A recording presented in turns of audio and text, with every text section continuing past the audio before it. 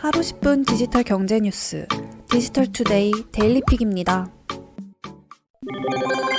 방송통신위원회가 지상파 중간 광고를 허용하고 편성 규제를 완화해 공정한 경쟁 환경을 조성하는 내용을 담은 방송법 시행령 일부 개정안을 27일 열린 국무회의를 통해 의결했습니다. 의결된 개정안은 오는 30일 공포됩니다. 광고 관련 사항은 오는 7월 1일부터, 편성 관련 사항은 오는 2022년 1월 1일부터 시행될 예정입니다. 이번 개정안에서는 먼저 중간 광고 등에서 매체 간 규제 차이를 해소하는 내용이 담겼습니다. 지상파를 포함해 방송 사업자 간 구분 없이 기존의 유료 방송과 동일한 시간과 횟수로 방송 매체 전반에 중간 광고를 허용했습니다. 기준은 1회당 1분 이내, 45분당 1회, 60분 이상 2회, 60분 이상일 경우 30분당 1회 추가해 최대 6회까지입니다. 편성 시간당 최대 20%, 일평균 17%인 광고 총량과 7%인 가상, 간접 광고 시간도 동일하게 규정됐습니다. 단 프로그램의 온전성이 훼손되거나 시청 흐름이 방해되지 않으며 방송 프로그램 출연자 등으로 인해 중간 광고가 방송 프로그램과 혼동되지 않도록 해야 한다는 내용의 중간 광고 허용 원칙이 신설됐습니다.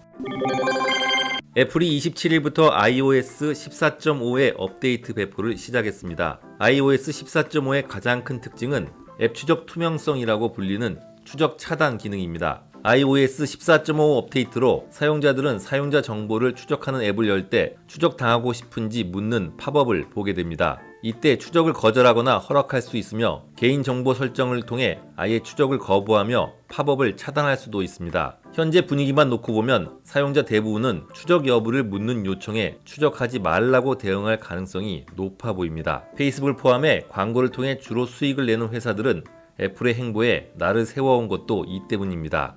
애플은 사용자 프라이버시를 강조하며 앱 추적 방지 규정을 따르지 않는 앱들은 앱스토어에서 폐쇄 조치할 것임을 분명히 했습니다. 애플의 정책이 앱 개발 트렌드에 어떤 변화로 이어질지 주목됩니다.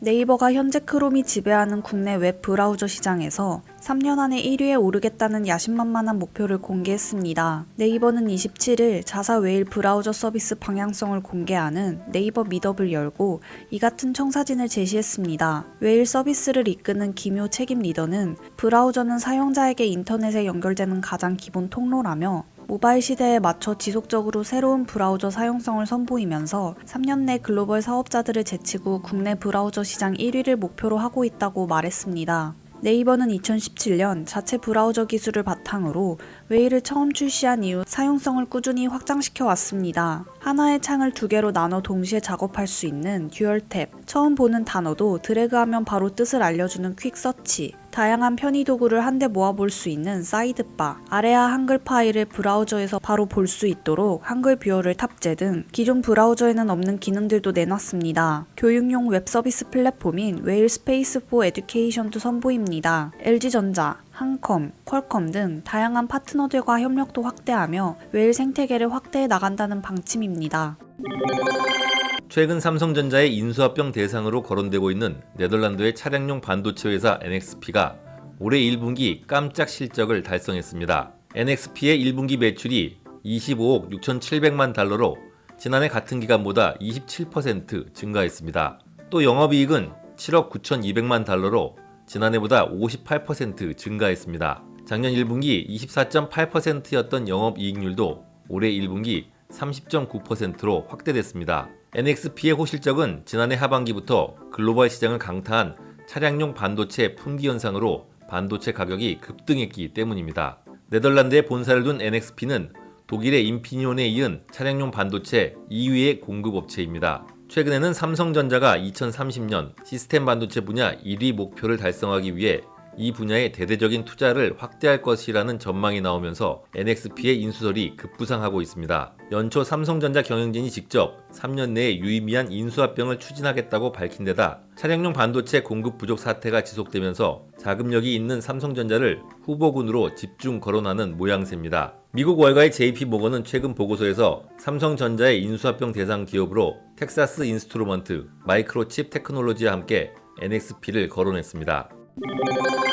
테슬라는 올해 1분기 실적 발표치를 발표했습니다. 매출액은 전년 동기 대비 74% 늘어난 103억 9천만 달러, 약 11조 5,290억 원으로 집계됐습니다. 순이익은 지난해 같은 기간 1,600만 달러를 훌쩍 뛰어넘은 4억 3,800만 달러, 약 4,860억 원으로 사상 최고치를 기록했습니다. 매출과 순이익 모두 시장 전망치를 웃돌았습니다. 이로써 테슬라는 7분기 연속 흑자를 기록했습니다. 주당 순이익 역시 시장 전망치인 79센트를 상회한 93센트로 나타났습니다. 실적 상회의 1등 공인은 모델 3와 모델 Y 전기차입니다. 두 차량을 모두 합해 18만 4,800대를 출하해 분기 사상 최대 출하량을 기록했습니다. 테슬라는 중국 상하이 기가팩토리에서 생산된 모델 3 생산 증대가 출하량 증대에 결정적인 기여를 했다고 밝혔습니다. 올해 독일 공장이 완공될 경우 하반기 출하량은 더욱 늘어날 것으로 보입니다. 한편 테슬라는 올 1분기 비트코인을 포함한 가상자산을 일부 매각해 1억 100만 달러의 순이익을 냈다고 밝혔습니다. 테슬라가 보유한 15억 달러 상당의 비트코인 중 2억 7,200만 달러 분량의 가상자산을 매각했고 이를 통해 1억 달러 이상의 차익을 얻었습니다.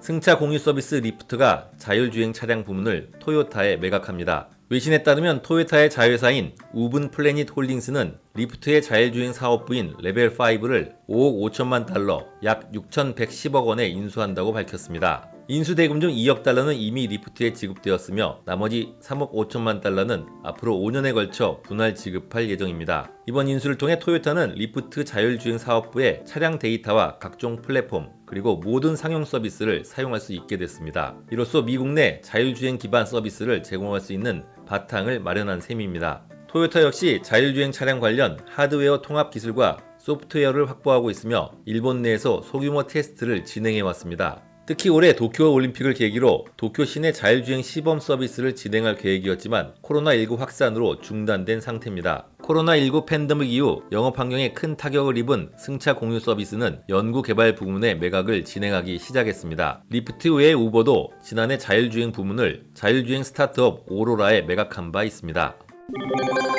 한국은행은 1분기 실질 국내 총생산 GDP 성장률이 전분기 대비 1.6%로 집계됐다고 27일 발표했습니다. 이에 따라 경제 규모도 코로나19 발생 이전 수준을 회복했습니다. 당초 시장 예상을 웃도는 성적으로 코로나19 관련 불확실성이 남아있지만 올해 전체 연간 3% 중후반대 성장률 달성 가능성이 커졌습니다. 박양수 한은경제통계국장은 1분기 1.6% 성장으로 실질 GDP 금액이 2019년 4분기 수준을 넘어섰다고 밝혔습니다.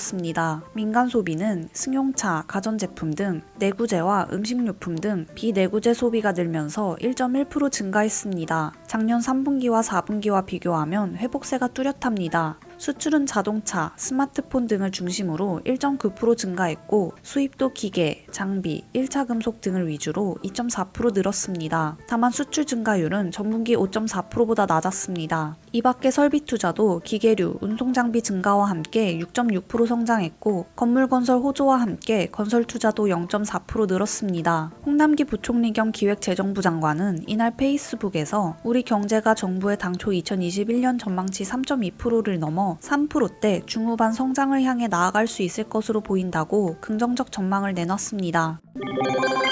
홍남기 부총리 겸 기획재정부 장관이 가상자산은 화폐나 금융자산이 아니라는 입장을 밝혔습니다. 홍 부총리는 가상자산을 자본시장 육성법상 금융투자자산으로 보기는 어렵다는 게 금융위원회의 의견이라며 주식이나 채권과 같이 민간의 자금을 생산적으로 모으기 위한 자산은 아니다라고 전했습니다. 이어 특근법에 따른 가상자산 거래소 신고에 대해서도 거래소 규정을 통해 보다 투명하게 거래할 수 있도록 반 정도 제도화가 진행된다고 생각하시면 된다고 말했습니다. 과세 문제에 대해서는 내년 1월 1일부터 가상자산 소득이 기타 소득으로 과세된다. 소득에 대해 과세가 있는 건 불가피하고 관련 입법 조치도 완료했다. 그대로 진행한다고 밝혔습니다. 더불어 홍 부총리는 가상자산은 가격 등락폭이 너무 크고 심해서 리스크가 큰 자산이라며 결국 투자자의 판단이 제일 중요하다고 강조했습니다.